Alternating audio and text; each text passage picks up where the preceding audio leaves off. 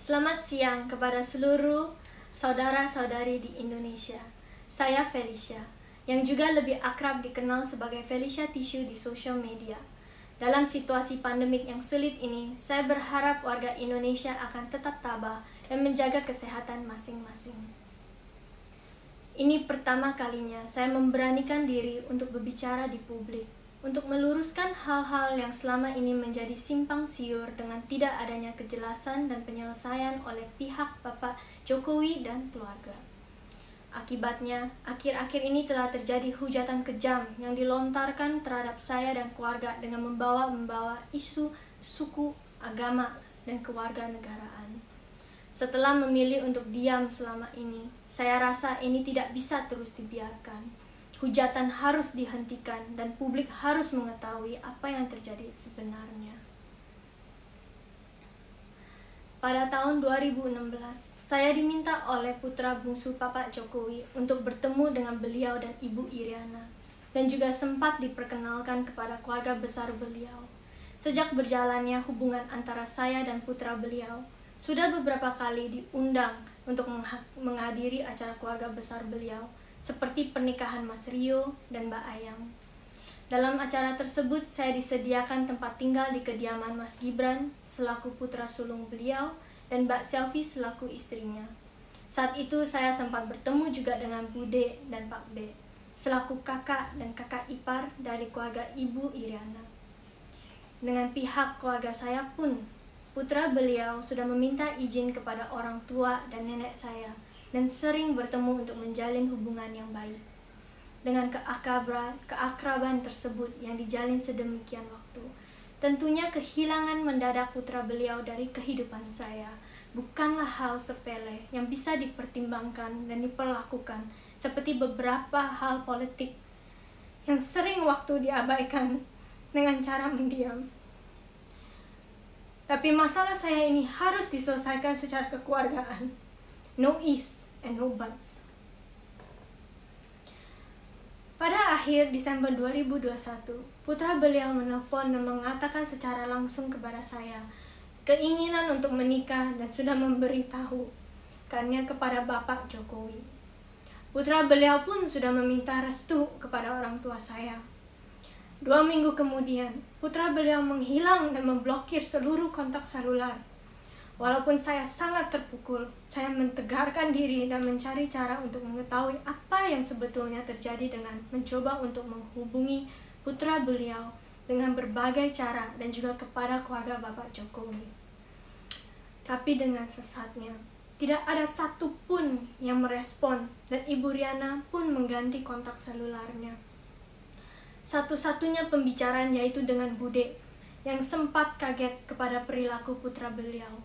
Pada waktu itu, saya dianjurkan untuk tidak mengosongkan pikiran dan disampaikan bahwa Bude yang akan coba cari tahu dari keluarga beliau. Namun, setelah 2 hari kemudian, pada saatnya saya WhatsApp kepada Bude, dia pun tidak merespon balik. Alangkah anehnya.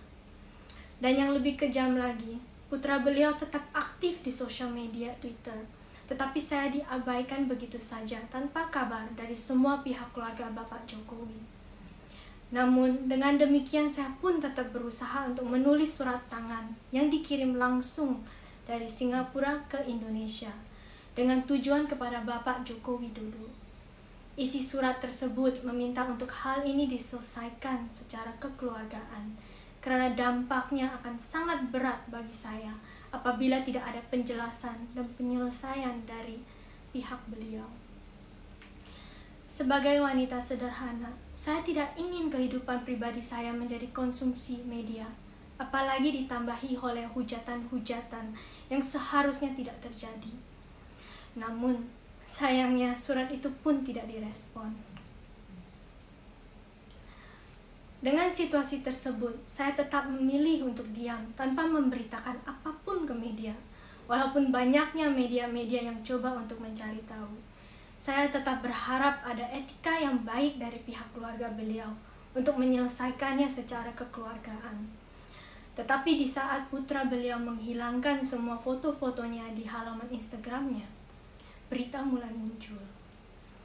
Nenek saya yang sudah berusia 84 tahun menelpon untuk bertanya. Namun saya hanya bisa menyampaikan, belum tahu Ama, tapi jangan khawatir ya. Karena saya mengkhawatirkan kesehatannya. Tetapi nenek saya tetap menempuh perjalanan ke Istana Bogor untuk mempertanyakan ada apa sebetulnya dengan putra beliau. Sayangnya, perjalanan itu sia-sia. Dinding istana begitu tebal dan tidak ada seorang pun yang menjawab pertanyaan nenek saya. Akhirnya, badai tidak bisa lagi terbendung. Pada tanggal 7 Maret 2021, 2 hari sebelum perayaan ulang tahun saya, saat media online mengungkapkan foto kebersamaan putra beliau dengan sosok wanita yang saya kenal sebagai karyawan perusahaannya. Mulai saat itu, foto-foto mesranya mulai beredar luas di media online, dipertontonkan kepada publik. Disitulah ibu saya merasakan dengan pedihnya bahwa anak putri satu-satunya telah dikhianati oleh putra beliau, dan perilaku kejitnya diperbolehkan oleh beliau sendiri dan keluarga.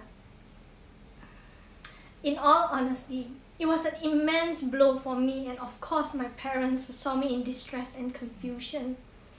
They could not bear to see me treated with such unfairness. Dan makanya ibu saya yang pertama mengutarakannya melalui Instagram pribadinya. Niatnya bukan untuk memperkeruh, tetapi karena tidak ada jalan lain lagi. Satu-satunya adalah menyampaikan perasaan hati dalamnya bahwa putrinya telah diperlakukan secara tidak wajar. 5 tahun hubungan saya dengan putra beliau bukanlah waktu yang singkat. Saya sangat terpukul dan tidak bisa berkata apapun. Namun, saya beruntung karena ada ibu dan kakak saya yang mewakili saya, dan keluarga besar yang menguatkan saya. Beberapa bulan sudah berlalu, dan saya berusaha untuk membangkitkan diri dan menjalankan hidup baru saya ini. However, under the scrutiny of the public eyes, dan dengan tidak adanya etika baik dari Bapak Jokowi dan keluarga, telah memberikan peluang untuk orang-orang di sosial media untuk menggoreng dan menghujat saya dan keluarga, seperti ibu dan nenek saya, sampai saya pun secara langsung dihujat secara ras, agama, suku, keluarga negaraan, dan juga dengan menggunakan kata-kata kotor yang merendahkan harga diri saya sebagai wanita. Bisa dibayangkan dampak beratnya untuk saya dan keluarga. Saya rasa Bapak Jokowi yang juga mempunyai anak perempuan dan juga cucu-cucu perempuan bisa merasakan sebagai orang tua apabila ini terjadi kepada pihak beliau. Saya ingin tegaskan, ini bukan masalah jodoh atau tidak berjodoh, ini tapi masalah etika dalam penyelesaian masalah kekeluargaan. Saya ingin bisa menjalankan hidup saya dengan legowo tanpa selalu diusik. Karena tidak ada penyelesaian baik dari pihak beliau, maka saya harus berbicara yang sebenar-benarnya kepada publik agar saya dan keluarga tidak dipertanyakan lagi satu persatu, apalagi diusik dengan hujatan yang kejam. Seharusnya lelaki wajib melindungi wanita, tapi pada saat ini saya berdiri dengan tegar untuk diri sendiri.